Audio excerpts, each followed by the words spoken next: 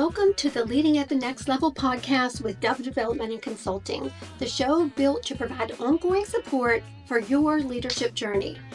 Now, before we move into today's lesson, let's make sure we're on the same page. We've seen firsthand how much more is required to provide authentic leadership than to simply manage based on the authority that comes with a title or position. What we've learned through more than 50 years combined experience of leadership responsibility is that taking the extra steps to serve people and earn influence will always produce results that barking orders never will.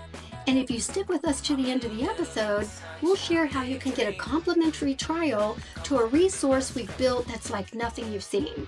With that in mind, let's get to work. This episode is the third and final episode in a series on the art of learning leadership. In this episode, we'll pick up where we left off by digging into how we should rethink adversity, and the power in remembering how we view things determines how we do things. Okay, here we go. How we view things determines how we do things. I think we've all heard that.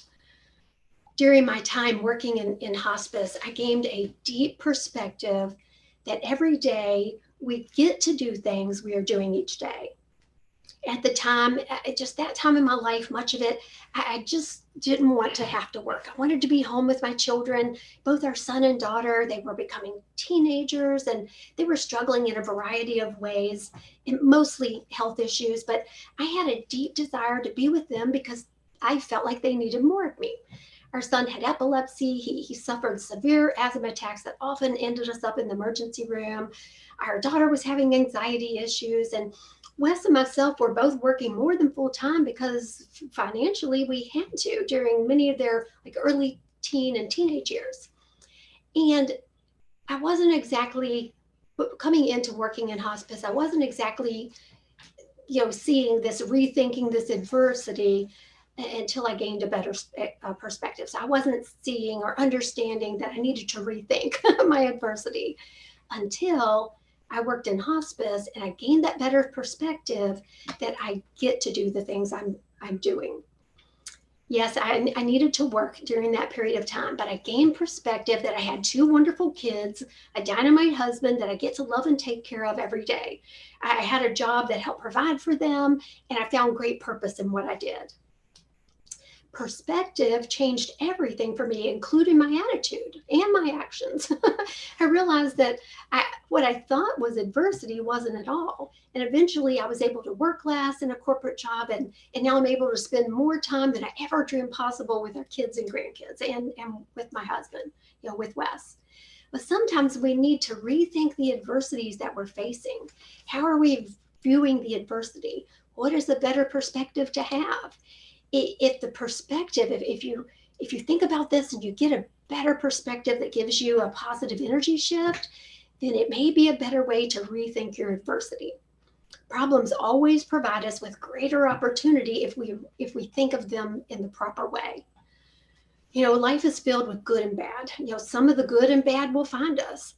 But if we have a positive life stance, whether it's the good or the bad things finding us, we'll keep the best perspective possible in any situation.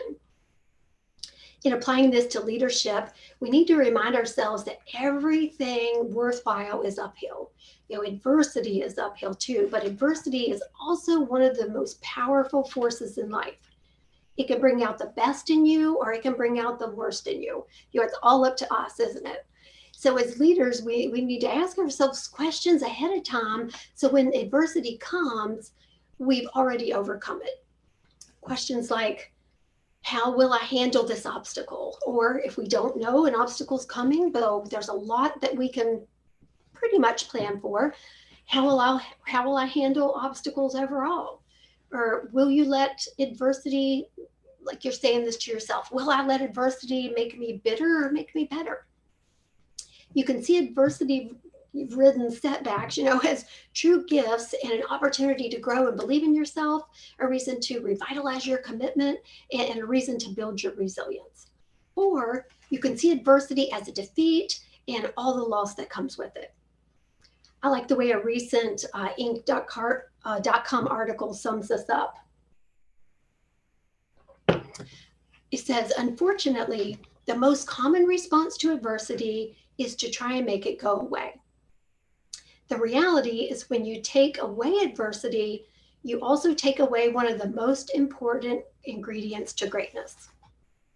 And it goes on to give ways that we can reframe adversity as a close friend rather than a fierce enemy.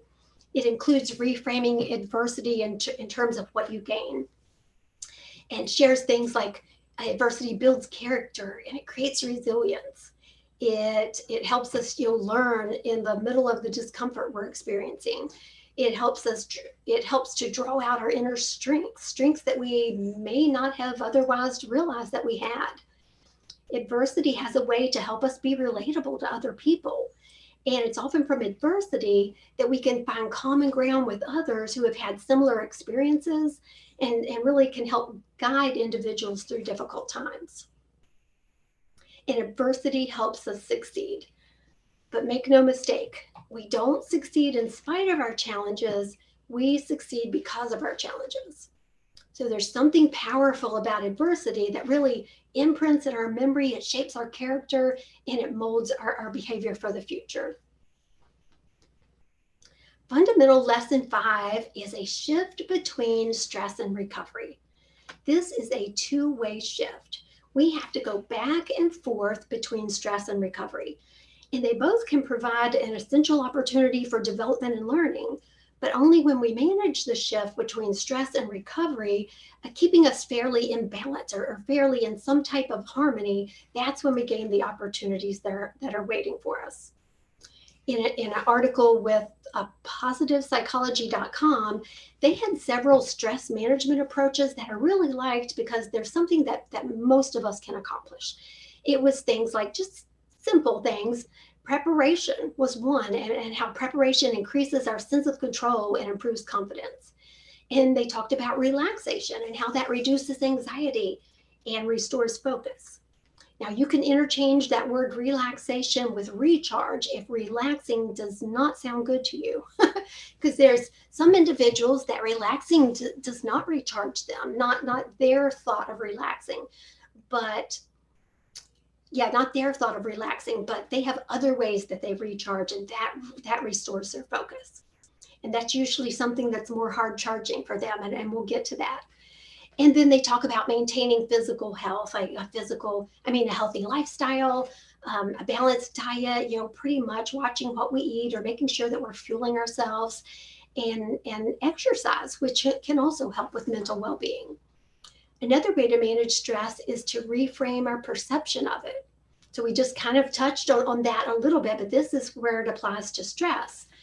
So rather than see it as unwelcome and to be avoided, pressure can provide an opportunity for development. Viewed as an opportunity, then it can be viewed as an opportunity to thrive, and stress can be a motivation to perform at our very best and adopt a growth mindset.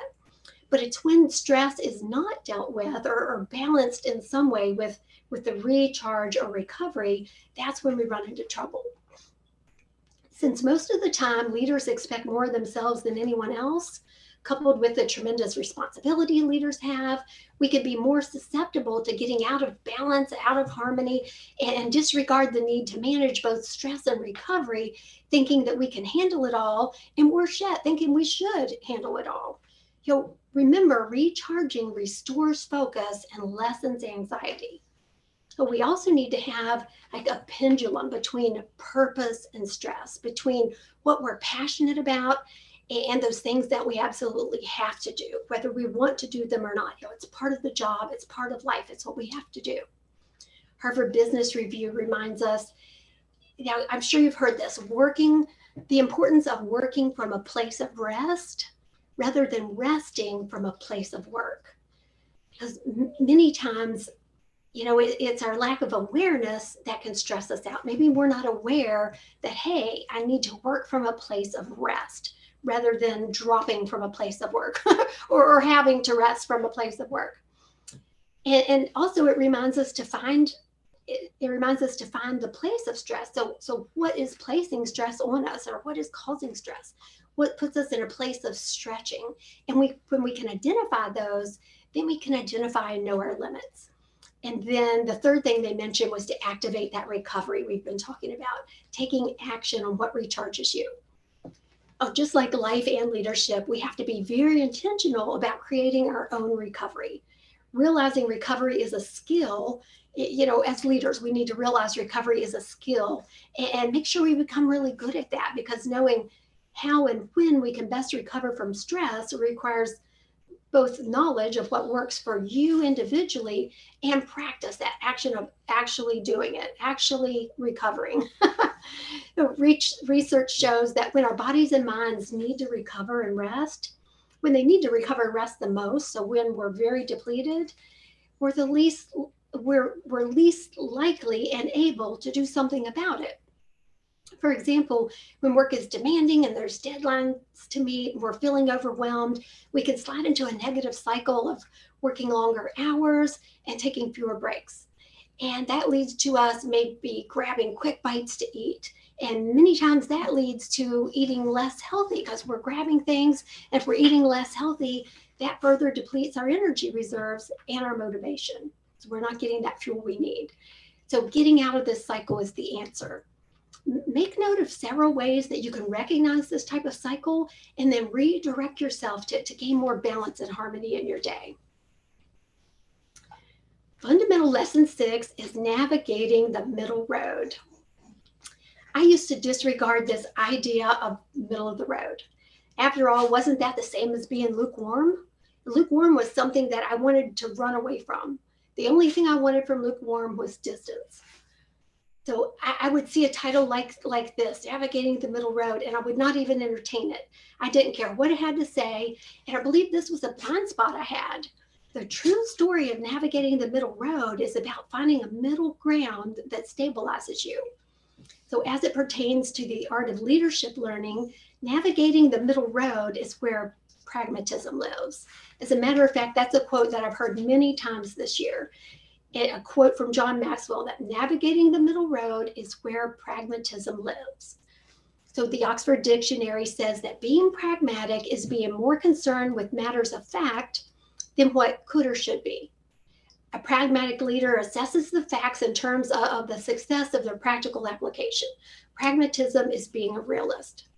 The opposite of pragmatism is idealism, which is, this is from Merriam-Webster Dictionary, is a fundamental belief in pursuing some perfect vision or belief. Idealism is the pursuit of one's ideals without regards to practical ends. Now, we live in a world that values extremism. So to find a middle ground, we should be listening to the perspectives of others on our teams and others in leadership, others in our life. But find a place where we can feel balanced and have some harmony between two perspectives that help you feel centered. And don't forget the left wing and the right wing belong to the same bird. Now, our last fundamental lesson, number 7, is distinguishing macro from micro. Every lesson that we teach has a big picture lesson, micro lessons. And it has smaller lessons within the larger one.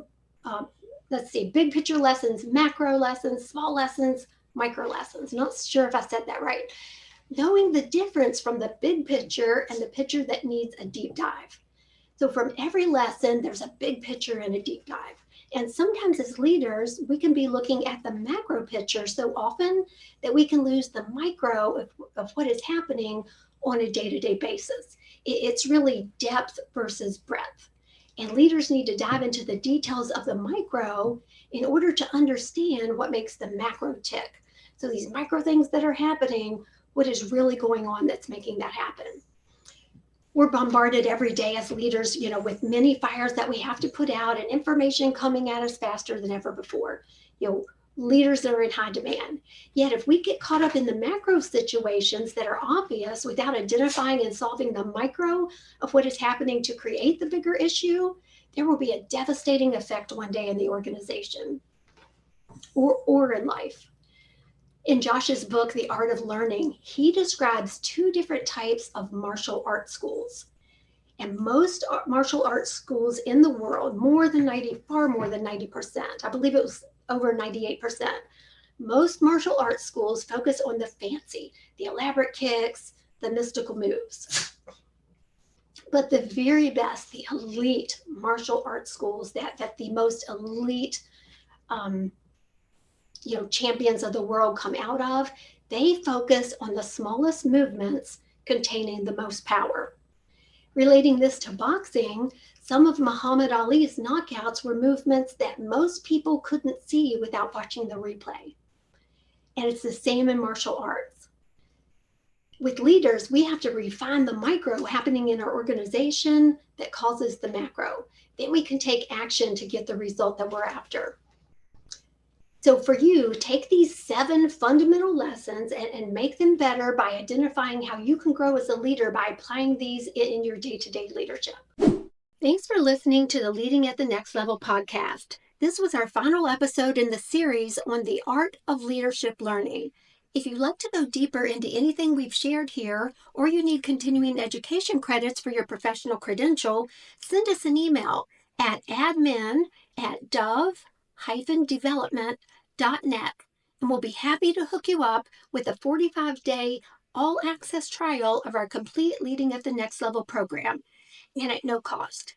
The full program includes access to well over 100 hours of digital lesson, complete with slides and action-based assessment to help you capture measurable bottom-line improvements in your organization, and 2 live lessons each month with Q&A so we can help you identify the specific action you want to take to lead your team more effectively. Thank you for listening to Leading at the Next Level podcast.